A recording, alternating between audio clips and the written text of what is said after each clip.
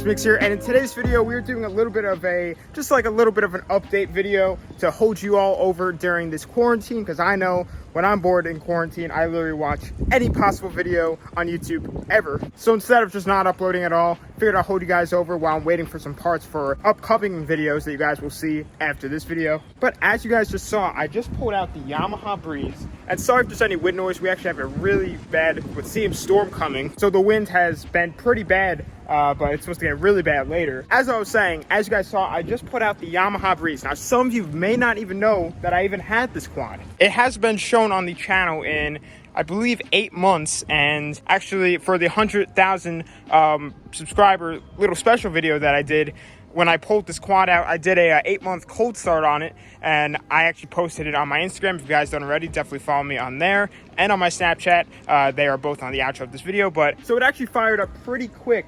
for not running in 8 months. It did need a little bit of help, but the reason it's not running right now is because it doesn't have a battery. The old one on it is no longer good anymore. But the reason I brought it out today is because I have a new build coming up, and it's time for me to announce it. So the next build is going to be a side-by-side build. Now you may be wondering why I brought out the quad for this, and if you guys don't know what a side-by-side is, UTVs, like the Polaris, Razors, stuff like that. But I am not going to be working on a side-by-side. I'm going to be turning in a quad or go-kart into a full-blown side-by-side, like something that can keep up with side-by-sides at off-road places.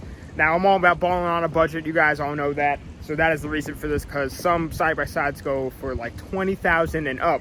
And there's no way I'm going to be spending that kind of money on anything. Just thinking about it right now, I'm not really sure if I'm going to be using this quad specifically for it, just because it is only a 125. But the reason I brought it out is because this has all the attributes basically that I want on a quad or a go-kart, once again, that will be transformed into a full-blown side-by-side, full roll cage, big tires, lifted, full, probably Fox suspension or something like that.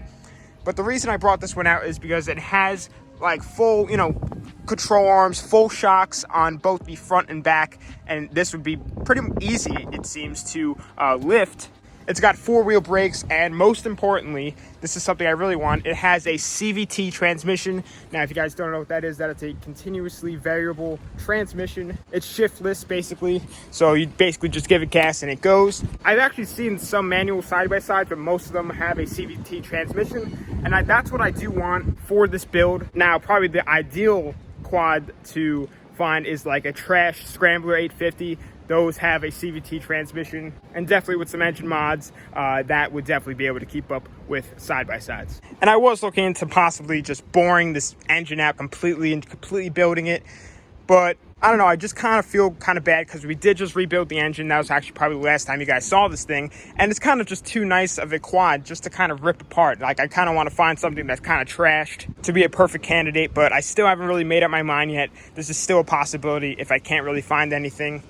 But I definitely would like to keep this living quad, how it is, and not tear it up or anything, because I would feel pretty bad. And another thing that I really love about this quad is that I can fit massive tires on these. Like, these are already huge tires. Like, yeah, they're like literally probably as big as my truck tires. Not saying that I have a big truck or anything, but just as a size comparison, this thing was lifted and had a wider wheelbase, which I am definitely going to do to ensure that it won't be super tippy. That I could definitely fit some really meaty, like, rock crawlers on there, and it would be really good. But I am definitely going to do some shopping and try and find the perfect candidate for this. Now, I do have a possible go-kart candidate.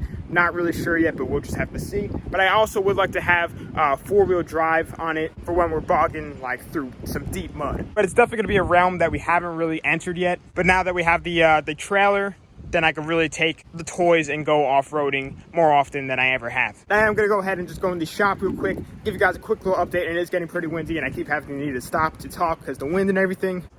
Alrighty guys, so as you saw in last video, when we worked on NASCAR to try and fix the misfire, a lot of you guys were saying that it was the carbs. And after really watching over the footage and everything, it does seem like this carb specifically is not really fueling the first and second cylinders. Now, after last video, I did a compression test, and we were all good across all four. We are like 120 PSI at pretty much all of them.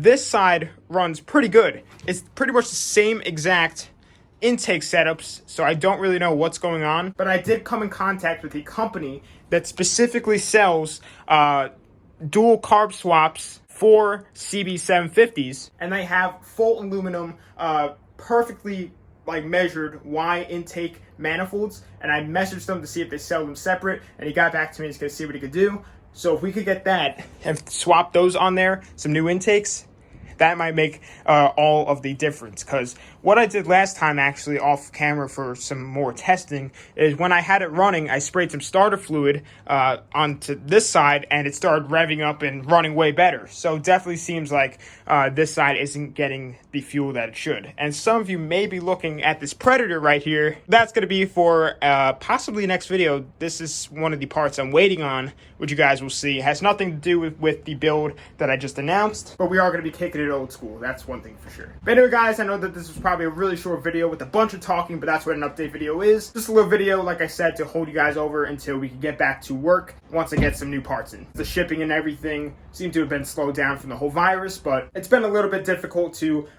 make some content for you guys, but I'm trying to do as much as I can from staying home, and you guys have been showing a ton of support lately, which I've been insanely appreciating. You guys are such a driving factor, and I can't thank you guys enough. But anyway, guys, follow my social medias. They will be on the outro of this video. Instagram and Snapchat I use the most.